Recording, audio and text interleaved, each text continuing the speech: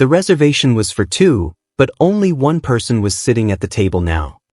Callum Pearce gripped the armrests of his wheelchair and stared at the empty chair across from him, still warm from where Victoria had sat for exactly 90 seconds before inventing an excuse to leave. 30 minutes he'd been waiting, and 30 seconds was all it took for her to decide a man who couldn't walk wasn't worth her time. Callum Pearce hadn't moved his legs in 3 years, but tonight, sitting alone at the corner table of Romano's, he wished he could just stand up and walk out. His fingers gripped the armrest of his wheelchair, knuckles white, jaw clenched so tight it hurt. The reservation had been for two. The candle in the center of the table flickered like it was mocking him. 30 minutes ago, Victoria had walked in, took one look at him sitting there, and her face had changed. That smile she'd worn in all her photos, gone. Replaced by something else. Pity. Maybe disgust. She'd mumbled something about a work emergency, her voice too loud, too fake. Then she was gone. Just like that? He stared at the empty chair across from him. The waiter had already come by twice, asking if he wanted to order. Callum had waved him off both times. What was he supposed to say? That his date had bolted the second she saw he couldn't walk? That he was sitting here like an idiot, pretending he didn't notice the other diners glancing over, whispering? He could feel their eyes on him. The man in the suit by the window. The couple near the bar. They all saw it. The billionaire CEO, the man whose face had been on magazine covers, now sitting alone in a restaurant, abandoned. His phone buzzed. A text from Marcus, his driver. "Everything okay, sir? Should I come in?" Callum typed back quickly. "I'm fine. Give me 10 more minutes." He wasn't fine. He wanted to leave. But leaving meant wheeling himself past every table, past every pair of eyes that had watched Victoria walk out. It meant admitting he'd been rejected. The restaurant hummed with life around him. Laughter from a table near the fireplace. The clink of wine glasses. The soft jazz playing overhead. All of it felt like it was happening in another world, one he didn't belong to anymore. Before the accident, he'd owned rooms like this. People had leaned in when he spoke. Women had smiled at him, wanted him. But now he was the guy people felt sorry for. He reached for his water glass, took a sip, and set it down too hard. The ice rattled. A man at the next table looked over. Callum met his eyes, dared him to say something. The man looked away. "Excuse me, mister?" The voice was small, high-pitched. Callum turned his head and found a little girl standing beside his table. She couldn't have been older than 7. Wild blonde curls fell around her face, and her green eyes were wide, curious. She wore a yellow dress with a sunflower on the front, and she was holding a crumpled napkin in one hand. "Are you okay?" she asked. Callum blinked. No one had asked him that in a long time. Not like this. Not with that kind of earnestness. He opened his mouth, but nothing came out. What was he supposed to say to a kid? "You look sad," she continued, tilting her head. "My mom says when people look sad, you should ask if they're okay. So, are you?" He swallowed. His throat felt tight. "I'm fine." She didn't look convinced. She stepped closer, leaning against the edge of his table like she'd known him her whole life. "Did someone make you sad? Because that's not nice. My mom says people should be nice to each other. Especially on special days." "Special days?" "Yeah. Like birthdays. Or when you go out to eat somewhere fancy." "This place is fancy, right? My mom brought me here because it's fancy." She grinned, showing a gap where her front tooth used to be. "I lost my tooth last week. The tooth fairy gave me $5. Callum felt the corner of his mouth twitch. Not quite a smile, but close. $5? That's pretty good. "I know, right? My friend Jessie only got 2. I think the tooth fairy likes me better." She glanced at the empty chair across from him, then back at him. "Were you waiting for someone?" His chest tightened. "Did they leave?" He nodded. The little girl frowned. "That's really mean. You shouldn't leave someone alone when they're waiting for you. That makes them feel bad." She looked at him with those big green eyes, and for a second, Callum forgot about Victoria, forgot about the stairs, forgot about everything except this kid who didn't know she was talking to a man worth $800 million. She just saw someone who looked sad. "What's your name?" he asked, his voice softer now. "Willa," she said proudly. "What's yours?" "Callum." "Callum," she repeated like she was testing it out. "That's a cool name. I like it." Before he could respond, a woman's voice cut through the air. "Willa. Oh my God, Willa, what are you doing?" Callum looked up. A woman was hurrying toward them, her face flushed, her dark hair pulled back in a messy ponytail. She wore a black apron with the restaurant's logo on it, and her hands were still damp, like she just washed them. She stopped beside Willa, her eyes darting between the girl and Callum, her expression somewhere between horrified and apologetic. "I am so sorry," she said quickly, reaching for Willa's hand. "She's not supposed to bother the customers. I told her to stay in the back, but she—" "I wasn't bothering him, Mom," Willa interrupted. "I was just asking if he was okay. You said that's the right thing to do." The woman's face went redder. "Willa, that's not the same thing. You can't just walk up to people you don't know and—" "It's fine," Callum said. His voice came out rougher than he meant it to. Both of them looked at him. The woman's eyes were brown, warm, and tired. She looked like she'd been on her feet for hours. "She wasn't bothering me." The woman hesitated. She glanced at Willa, then back at Callum. "Are you sure? Because if she said anything—" "She didn't." Callum looked at Willa, who was grinning at him like she just won something. "She was just being nice." The woman's shoulders relaxed a little, but she still looked embarrassed. "I'm really sorry. She's very friendly. Too friendly sometimes." She tugged gently on Willa's hand. "Come on, sweetie. We need to let this man have his dinner." "But he's by himself," Willa said, not moving. "Nobody should have to eat by themselves. That's sad." "Willa." "She's right," Callum said. The words came out before he could stop them. The woman stared at him. Nobody should have to eat by themselves. For a moment, none of them spoke. The restaurant buzzed around them, but at that table, everything felt still. The woman looked at him, really looked at him, and Callum saw something in her eyes he hadn't seen in a long time.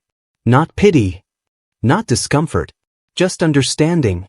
"I'm sorry someone left you alone," she said quietly. Callum's jaw tightened. He didn't trust himself to speak. He just nodded. Willa tugged on her mother's apron. "Mom, can we sit with him? Just for a little bit? So he's not by himself?" "Willa, honey, I'm working. I can't just—" "Please." Willa looked up at her mom with those big eyes, and Callum could see the exact moment the woman's resolve cracked. She sighed, glancing around the restaurant. It wasn't too busy. A few tables were finishing up, and the dinner rush was over. She looked back at Callum. "I really shouldn't. My manager would." "I won't tell," Callum said. He didn't know why he said it. He didn't know why he wanted them to stay. But he did. The woman bit her lip, considering. Then she pulled out the chair across from him and sat down, just for a second, like she was testing it. Willa climbed into the chair beside her, beaming. "Just for a minute," the woman said. "Then I have to get back to work." "Deal," Willa said, looking at Callum like they'd just become best friends. Callum looked at the woman. She met his eyes, and he saw exhaustion there, but also something else. Kindness. The kind that didn't come with conditions. "Thank you," he said. She smiled just a little. "No problem." And for the first time that night, Callum didn't feel alone. The woman's name was Iris. She told him that after Willa had launched into a story about a turtle she'd seen at the park, her hands moving in wild gestures as she described how big it was, how slow it moved, how it had looked at her like it knew her name. Callum listened, actually listened, and somewhere in the middle of it, Iris had smiled at him and said, "I'm Iris, by the way. Sorry for the chaos." "Callum," he'd replied, though he figured she might already know. His face had been in the business section of newspapers enough times. But she didn't react like she recognized him. She just nodded, like he was any other person. Willa finished her turtle story and looked at his wheelchair. Not the way adults looked at it, with quick glances and awkward silences. She just stared right at it, curious. Why do you have that chair? Willa. Iris's face went pale. You can't ask people that. Why not? Because it's rude. But I just want to know. Willa looked at Callum, waiting. Callum felt that tightness in his chest again, but this time it wasn't anger. It was something else. Something he couldn't name. It's okay, he said to Iris. Then he looked at Willa. I was in an accident. 3 years ago. My legs don't work anymore, so I use this chair to get around. Willa nodded slowly, taking it in. Does it hurt? Not anymore. That's good. She reached out and touched one of the wheels, spinning it gently. It looks fast. Can you race in it? Willa, Iris said again, but Callum laughed. Actually laughed. It surprised him. I haven't tried, he said. Maybe I should. Willa grinned. I think you should. I bet you'd win. Iris covered her face with her hands. I'm so sorry. She has no filter. It's fine, Callum said, and he meant it. Really? Iris peeked through her fingers, then lowered her hands. She looked tired. The kind of tired that came from working too many hours, from worrying too much, from carrying too much weight. But when she looked at Willa, her eyes softened. You're supposed to be doing your homework in the break room. I finished it. All of it? Most of it. Willa swung her legs under the chair. The math was hard, so I skipped it. Iris sighed. You can't just skip the hard parts, sweetie. But it's really hard. That's why you're supposed to try. Callum watched them, something strange settling in his chest. He'd been around families before. Business dinners where colleagues brought their kids. Charity events where children ran around in fancy clothes. But this felt different. This felt real. Messy and imperfect and real. What grade are you in? He asked Willa. Second. I'm 7 3/4. Almost 8. What's the math problem? Willa's eyes lit up. Do you know math? A little bit. It's about adding big numbers. Like really big. 47 plus 63. I don't get it. Callum pulled a napkin toward him and grabbed a pen from his jacket pocket. Okay. So when you add big numbers, you start with the ones. 7 plus 3 is 10, right? Willa nodded, leaning forward. So you write down the 0 and carry the 1. Then you add the tens. 4 plus 6 is 10, plus the 1 you carried makes 11. So the answer is 110. Willa's mouth fell open. That's so cool. Can you show me another one? Willa, Mr. Callum is trying to have his dinner, Iris said gently. We should let him. I haven't ordered yet, Callum said. He looked at Iris. And I don't mind. Iris hesitated. She glanced toward the kitchen, then back at him. Are you sure? Because you really don't have to. I know. He held her gaze. I want to. Something passed between them. An understanding, maybe. Or just two people who were both tired in different ways, finding a moment of quiet in the noise. Okay, Iris said softly. Just for a few more minutes. Willa scooted her chair closer, and Callum spent the next 10 minutes walking her through addition problems on napkins. She got frustrated once, crumpling one up and declaring that math was stupid, but he showed her again, slower this time, and when she got the answer right, she jumped out of her chair and cheered like she'd won a prize. Iris laughed, a real laugh, and Callum realized he liked the sound of it. You're a good teacher, Iris said. I'm not a teacher. Could have fooled me. She stood up, smoothing her apron. I really do need to get back to work now. My break ended 10 minutes ago. Will you get in trouble? She shrugged. Probably. But it was worth it. She looked at him, and her smile was small but genuine. Thank you for being kind to her. Not everyone is. Callum didn't know what to say to that. So he just nodded. Willa grabbed her mom's hand. Can we come back and see Callum again? Sweetie, Mr. Callum is probably very busy. He has important things to do. Not really, Callum said. The words came out before he could stop them. Both of them looked at him. I'm here most nights.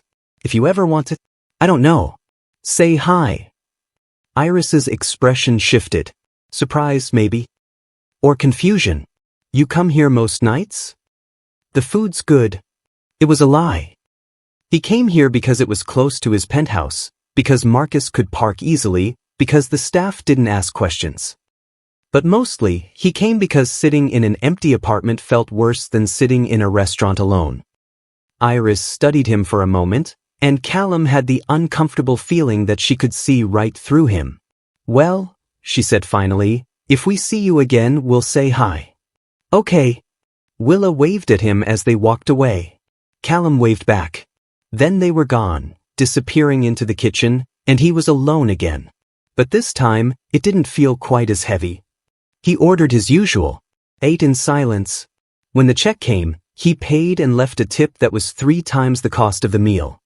He didn't see Iris again that night, but as Marcus wheeled him out to the car, he found himself hoping he would.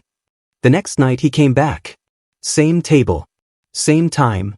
He told himself it was just routine, that he liked the consistency, but when Willa spotted him from across the room and came running over, her mom chasing after her, he knew he'd been lying to himself. You came back, Willa said, breathless and grinning. I told you I would. Iris appeared behind her, looking frazzled. Willa, you can't just run away from me like that. I thought you went outside. But I saw Callum. Look, he's here.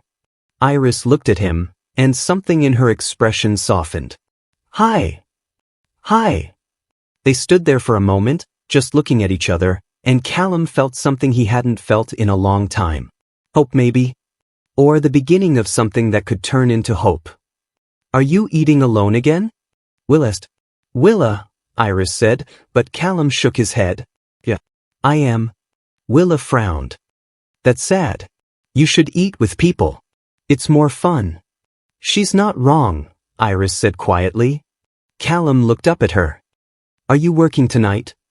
Until 9. And then I'm exhausted and I go home. She smiled, but it didn't quite reach her eyes. Why? Just wondering. He looked at Willa. Did you finish your math homework? Yes. And I got all the problems right. My teacher said I did a really good job. That's great. Do you want to see? I have it in my backpack. Before he could answer, Willa was running toward the kitchen again. Iris sighed. I swear, that kid has more energy than 10 people combined. She's great, Callum said. She is. Iris looked at him, really looked at him, and Callum felt exposed in a way he hadn't in years. Can I ask you something? Sure. Why are you really here? He could have lied. Could have said something about the food, the location, the convenience. But something about the way she asked, the way she looked at him like she already knew the answer, made him tell the truth. Because I don't like being alone. Iris's face softened. Yeah, she said quietly. I get that. Willa came barreling back, homework in hand, and the moment passed. But it didn't disappear. It hung there between them, a thread connecting 2 people who had both been alone for too long. Over the next 2 weeks, Callum came back every night. Sometimes Willa would sit with him for a few minutes. Sometimes Iris would take her break at his table, and they'd talk about nothing and everything. He learned that she'd been working at the restaurant for 3 years, that Willa's father had left when she was a baby, that money was tight but they were making it work. She learned that he ran a tech company, that he'd built it from nothing, that the accident had happened on a business trip and had changed everything. They didn't talk about the heavy stuff much. Mostly they just existed, in the same space. And somehow that was enough. One night as Iris was clearing his table, she paused. You know, you don't have to keep eating here every night. You could go anywhere. I know. So why do you come here? Callum looked at her. At the tiredness in her eyes, the way her hair was falling out of its ponytail, the small smile playing at her lips. Because you're here, he said. Iris froze. The plates in her hands rattled slightly. Callum, I'm not trying to make this weird. I like being around you. Both of you. You make me feel like a person again. Not just this. He gestured at his wheelchair. Iris set the plates down carefully. She pulled out the chair across from him and sat. "You are a person," she said firmly. "You've always been a person. That chair doesn't change that. Tell that to the woman who walked out on me. Then she's an idiot." Iris leaned forward. "You're kind. You're smart. You made my daughter love math, which I didn't think was possible. She trailed off, looking away. "You're a good person, Callum." He swallowed hard. "You barely know me." "I know enough." She met his eyes again. "And I'd like to know more. If that's okay." Callum's heart was pounding. He couldn't remember the last time his heart had pounded like this. "Yeah," he said, his voice rough. "That's okay." Iris smiled. A real smile this time, one that reached her eyes and made them shine. "Good." Willa appeared beside them, tugging on her mom's sleeve.